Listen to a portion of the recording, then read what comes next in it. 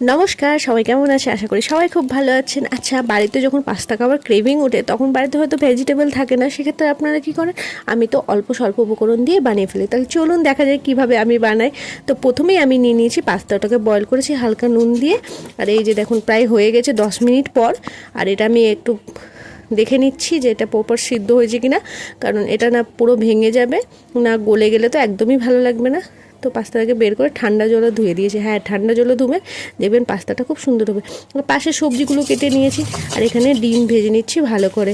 হ্যাঁ, আমি আলু কেটেছি। যারা আলু লাভার তাদের জন্য অবশ্যই এই ভিডিওটা। আমার তো খুব ভালো লাগে, এটা কোনো রেস্টুরেন্টে পাবেন না, আলুটা একমাত্র বাড়িতেই সম্ভব। তো এখানে ভালো করে আমি ডিমটা ভেজে নিয়েছি। তারপর সামান্য আবার একটু তেল দিয়ে আলুগুলোকে ছেড়ে এপাশ ওপাশ একটু নেড়ে নুন হলুদ দিয়ে দেবো। দেওয়ার পর এখানে আমি দিয়ে দেবো পেঁয়াজ কুচি আর লঙ্কা কুচি। আপনারা পাস্তাতেও হলুদ দিতে পারেন কালারিংয়ের জন্য, কিন্তু আমি এখানে হালকা একটু দিই, না দিলেও চলে, তো ভালো লাগে। আর এখানে দিয়ে দিচ্ছি সয়া সস। এগুলোকে ভালো করে মাখিয়ে দেবো।